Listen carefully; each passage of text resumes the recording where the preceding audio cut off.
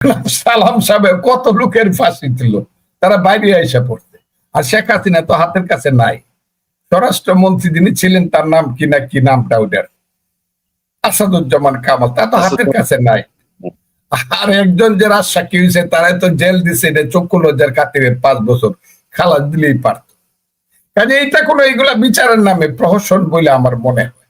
এই বিচার রিট যেদিন হবে সেই দিন আমি বুঝতে পারবো সঠিক ছিল না বেঠিক ছিল।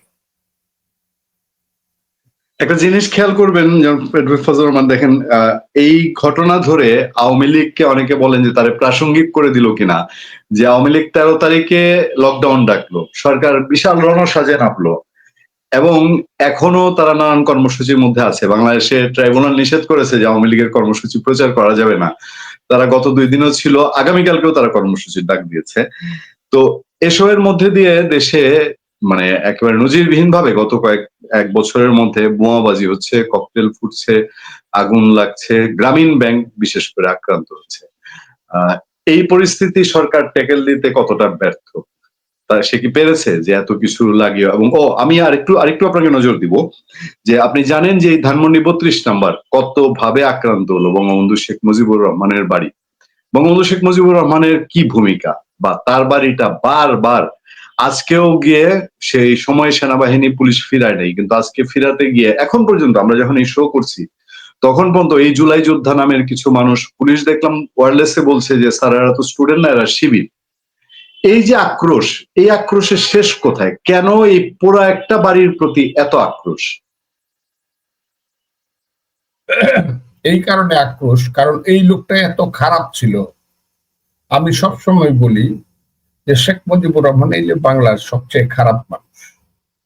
তা নইলে কেন ৬৬ সনে সে ৬ দফা দিয়ে বলল যে আমার দেশের সম্পদ পশ্চিম পাকিস্তানে চলে যায়, আমার দেশের পাটের টাকায় রাওয়ালপিন্ডি ইসলামাবাদ গড়ে উঠে আর আমরা না খাইয়া মরি, আমার দেশের পদ্মা মেঘনা যমুনা শুকিয়ে যায় আর ওখানে ইন্ডিয়ার সাথে চুক্তি করে সিন্ধুর পানি প্রবাহ তারা গতি রাখে। এই লোকটা কেন বলল যে ৬ দফা দিলাম, আমার সম্পদ আমার, তোমার সম্পদ তোমার? তারপরে যখন তারা মানলো না, তাকে জেলখানায় নিয়ে গেল, তখন মানুষের মুখে ভাষা আসলো, তুমি কে আমি কে, বাঙালি বাঙালি। তারপরে 69, 70, 71 তোমার আমার ঠিকানা, পদ্মা মেঘনা যমুনা, এই যে সময়টা টোটাল ৬৬ থেকে ৭১, তারও আগের কথাটা আমি নাইবে বললাম, টোটাল সময়টার নেতাই শেখ মুজিবুর রহমান। উনি এইসব স্লোগান মানুষের বাঙালি জাতির মুখে দিছে। পাকিস্তানিদেরকে পরাজিত করার জন্য যেভাবে তৈরি করা দরকার সেইভাবে শক্তি উনি তৈরি করছে। আর ওই যে যারা এখন তার বাড়ি ভাঙতে যায়, ওই শিবিরের কথা বললেন না, শিবির টিবির এরা হলো এই দেশের, আমি বলবো, পরাজিত শক্তির সন্তান। তাদের পূর্বপুরুষেরা এমন ভাবে শেখ মুজিবের মতো একটা খারাপ মানুষ তার ডাকে পরাজিত হয়েছে, মুক্তিযোদ্ধাদের কাছে পরাজিত হয়েছে, উসমানী জিয়াউর রহমানদের কাছে, খালেদ মুশাররফদের কাছে, লাখ লাখ মুক্তিযোদ্ধার কাছে। এই সব নরপশু নরাধমদের পূর্বপুরুষরা এমন ভাবে পরাজিত হয়েছে, শুধু 1971 এই সনটা ক্যালেন্ডারে থাকলে পরেই এরা চিরদিন, এদের পূর্বপুরুষ হবে মীর জাফর আর এরা হবে মীর জাফরের সন্তান। একটা উদাহরণ আমি আপনি দিই। আমি মুর্শিদাবাদ গেছিলাম, মুর্শিদাবাদ যাওয়ার পরে মীর জাফরের বিল্ডিং দেখলাম। তখন আমাদেরকে যিনি নিয়ে গেলেন তিনি বললেন, স্যার আরেকটা জিনিস আপনারা দেখেন, একটা জায়গা আছে যেখানে মীর জাফরের পরবর্তী বংশধরেরা বসবাস করে, তাদেরকে পুলিশ ঘেরাও করে রাখে। কতদিন চলে গেছে, আমি গেছিলাম 2010 সনে, এর আগে 200 বছর চলে গেছে। 200 বছর পর একটা জায়গা ঘেরাও করে রাখে যেখানে মীর জাফরের বংশধররা থাকে, ওই জায়গাটাকে বলা হয় নিমক হারামের দেউরি। আবারও বলছি, মীর জাফরের বংশধররা মুর্শিদাবাদের যে জায়গার মধ্যে ঘেরাও করে থাকে, এই জায়গাটাকে বলা হয় নিমক হারামের দেউরি। এবং তারা যদি বাজার করতে যায়, 2 জন পুলিশ না গেলে মানুষ কিন্তু এখনো জুতা পেটা করে।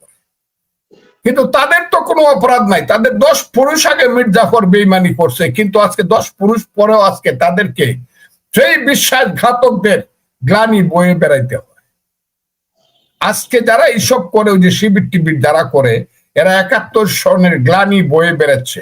কিন্তু এরা শেখ মুজিবুর বঙ্গবন্ধুর বাড়ি ভাঙ্গুক আর সবকিছু সূর্য ভাঙ্গিয়া দেখ, সূর্য অস্তমিত করে দেখ, কিন্তু এরা যে রাজাকার এবং রাজাকারের সন্তান, এরা যে ইয়াজিদের বংশধর, এরা যে কারবালায় হুসেনকে হত্যা করছে ইয়াজিদের বংশধর, এরা যে পলাশিতে সিরাজউদ্দৌলাকে হত্যা করছে মীর জাফরের বংশধর, যতদিন পর্যন্ত 1971 সনটা থাকবে ততদিন পর্যন্ত এই কালিমা তারা মুছতে পারবে না।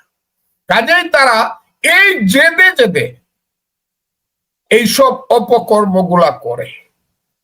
এনে বাড়িতে কি আছে, সবই তো ভেঙে ফেলছে, আরো ভাঙুক, অসুবিধা কি? মানুষ আরো জানুক শেখ মুজিবের একটা বাড়ি আছে, সেই বাড়িটা ভেঙে ফেলছে। এই ভাঙ্গা বাড়িতেই দেখা যাবে কি হয়, আমি জানি না, আমি বলতেও পারবো না, কিন্তু এটা হলো বলেন।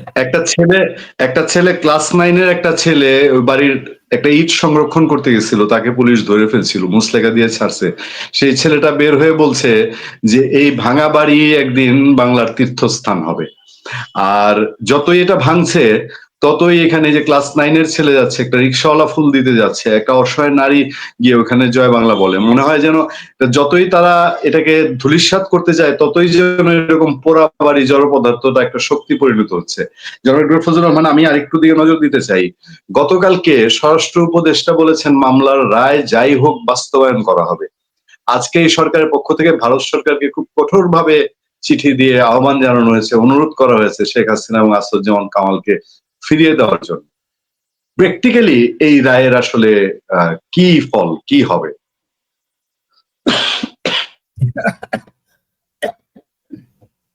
আমি রাজনীতি করি, আমার একটা রাজনৈতিক দল আছে, সেই দলের একটা চিন্তা আছে, তার অভিমত আছে, তার ভার্সন আছে এই ব্যাপারে। আমি আপাতত এই ব্যাপারে কিছু বলবো না, তবে একটা কথা আমি বলে যাই যে একটা গল্প আমি আপনাকে বলি।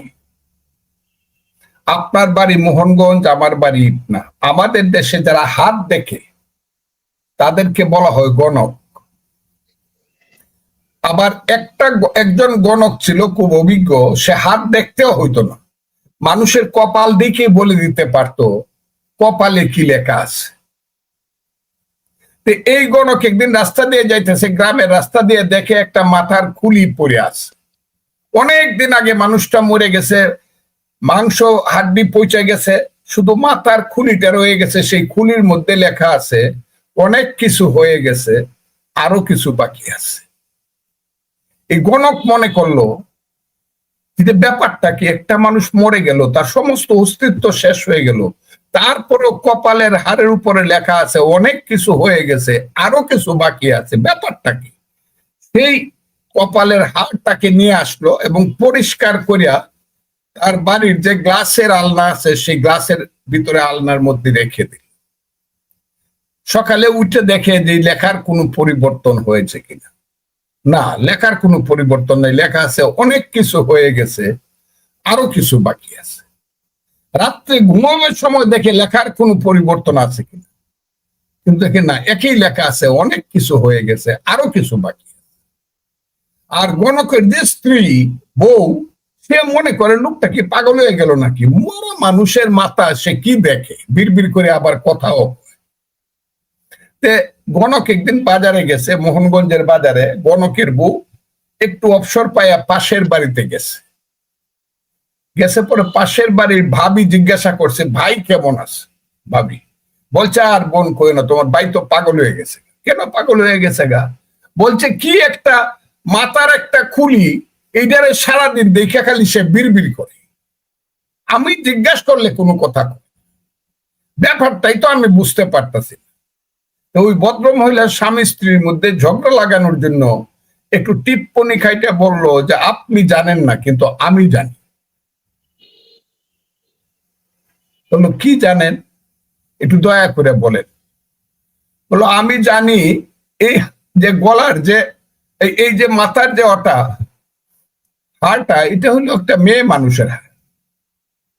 আপনার স্বামী যখন কলেজে পড়তো, এই মেয়ে কলেজে পড়তো, তাদের দুইজনের মধ্যে প্রেমের সম্পর্ক ছিল, কিন্তু তাদের মধ্যে বিয়ে না হইয়া বিয়ে হয়েছে তার আপনার সঙ্গে, সেই কারণে সে আত্মহত্যা করছে।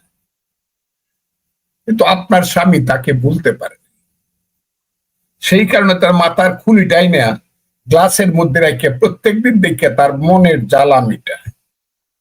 এই কথা শোনার সঙ্গে সঙ্গেই গণকের স্ত্রী কইতেছে, গোলামের পুত, হ্যাঁ জিতা বেডির সাথে প্রেম করছিলি, এখন মরা বেডিরও বলতে পারছস না, তাহলে আমারই বিয়ে করতা, তোর দেখাইতেছি।